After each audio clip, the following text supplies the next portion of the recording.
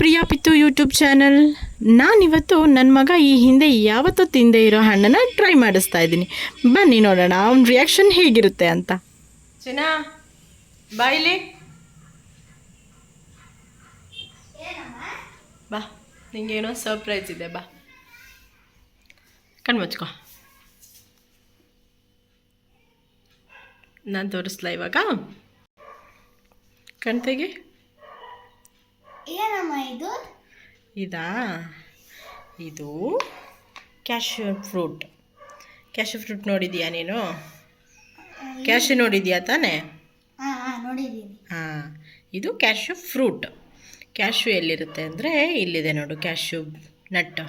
ಇದನ್ನು ಸುಟ್ಬಿಟ್ಟು ಅದರೊಳಗಿಂದ ಕ್ಯಾಶ್ಯೂ ತೆಗಿತಾರೆ. ಈ ನಟ್ಟೊಳಗೇನೆ ಇದನ್ನು ಓಪನ್ ಮಾಡಿದರೆ ಈ ಥರ ಕ್ಯಾಶ್ಯೂಸ್ ಸಿಗುತ್ತೆ. ನೋಡಿಲಿ, ಕ್ಯಾಶ್ಯೂಸ್. ವಾವ್!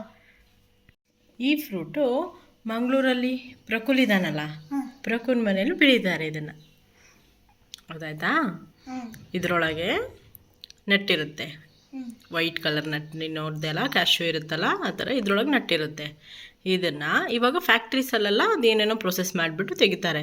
ಮುಂಚೆ ಎಲ್ಲ ನಾವು ಅಜ್ಜಿ ಮನೆಗೆ ಹೋಗ್ತಿದ್ವಲ್ಲ, ಆವಾಗ ಇದನ್ನು ಬೆಂಕಿಯಲ್ಲಿ ಸುಟ್ಬಿಟ್ಟು ಅದನ್ನು ಕುಟ್ಟಿ ಒಳಗಡೆ ಪೀಸ್ ಮಾಡಿಬಿಟ್ಟು ಅದರೊಳಗಿಂದ ಈ ಥರ ನಟ್ಸ್ ಬರ್ತಿತ್ತು. ಇದನ್ನು ತಿಂತಿದ್ವಿ ನಾವು. ಆಮೇಲೆ ಇದು ಚಿಕ್ಕ ಕಾಯಿ ಇದ್ದಾಗ ಹಾಗೆ ತಿನ್ನೋಕ್ಕೆ ಅದರೊಳಗೆ ಹಾಲು ಥರ ಇರ್ತಿತ್ತು, ಅದನ್ನು ತಿಂತಿದ್ವಿ. ನಿನಗೆ ಅದೆಲ್ಲ ಸಿಕ್ಕೇ ಇಲ್ಲ ಅಲ್ವಾ? ಮಾರ್ಚ್ ಟೈಮಲ್ಲಿ ಬರುತ್ತೆ, ಮಾರ್ಚ್ ಟೈಮಲ್ಲಿ ಬೆಳೆಯುತ್ತೆ. ಆವಾಗ ಇದನ್ನು ತಿಂತಿದ್ವಿ ನಾವು. ಕಟ್ ಮಾಡಿಬಿಟ್ಟು ಸಾಲ್ಟ್ ಹಾಕಿ ತಿಂತಿದ್ವಿ. ನಿನಗೂ ಸಾಲ್ಟ್ ಹಾಕ್ಕೊಡ್ಲಾ? ತಿಂತೀಯಾ? ಇದೆ ಕ್ಯಾಶ್ಯೂ. ಇದು ನಿಮಗೆ ತೆಗೆದು ಇದು ಕ್ಯಾಶ್ಯೂ ನಟ್. ಓಕೆನಾ? ಕಟ್ ಮಾಡೋಣ. ಓಕೆನಾ? ಕಟ್ ಮಾಡಿಬಿಟ್ಟು ಸಾಲ್ಟ್ ಹಾಕಿ ಕೊಡ್ತೀನಿ. ಹೇಗಿದೆ ಟೇಸ್ಟ್ ಅಂತ ನೋಡು.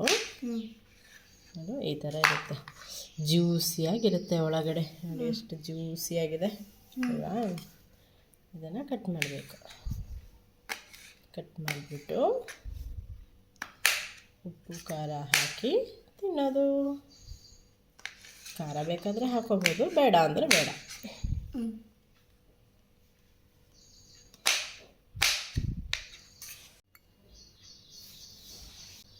ಸಾಲ್ಟ್. ಓಕೆನಾ? ಟೇಸ್ಟ್ ಮಾಡು ಹೇಗಿದೆ ಅಂತ. ಚೆನ್ನಾಗಿದೆಯಾ? ತುಂಬ ಜ್ಯೂಸಿ. ಹೌದಾ?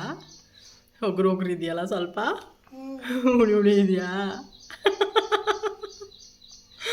ಚೆನ್ನಾಗಿದೆಯಾ ಚೆನ್ನಾಗಿಲ್ವಾ? ಚೆನ್ನಾಗಿದೆ.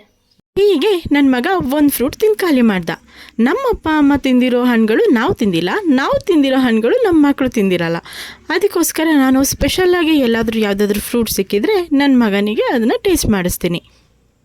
ನಾವು ಚಿಕ್ಕವರಿರಬೇಕಾದ್ರೆ ಈ ಥರ ತರಾವರಿ ಹಣ್ಣುಗಳು ತಿಂತಿದ್ದೀವಿ. ಅಮ್ಮೆ ಹಣ್ಣು, ಗೋಳಿ ಹಣ್ಣು, ಕೊಟ್ಟೆ ಹಣ್ಣು, ಸೊಂಬಾರಿ ಹಣ್ಣು, ಮಜ್ಜಿಗೆ ಹಣ್ಣು, ಬಾಳೆಹಣ್ಣು, ಹೀಗೆ. ನನ್ನ ಹಾಗೆ ಯಾರೆಲ್ಲ ಈ ಥರ ಹಣ್ಣುಗಳನ್ನ ತಿಂದಿದ್ದೀರಾ ಅಂತ ಕಮೆಂಟಲ್ಲಿ ತಿಳಿಸಿ. ಈ ಗೇರು ಹಣ್ಣು ತರಬೇಕಾದ್ರೆ ನನ್ನ ಹಸ್ಬೆಂಡು ಅದ್ರ ಮೇಲೆ ತರಕಾರಿ ಎಲ್ಲ ಇಟ್ಟಿದ್ರಿಂದ ಅದು ಮೆತ್ತಗಾಗೋಯ್ತು.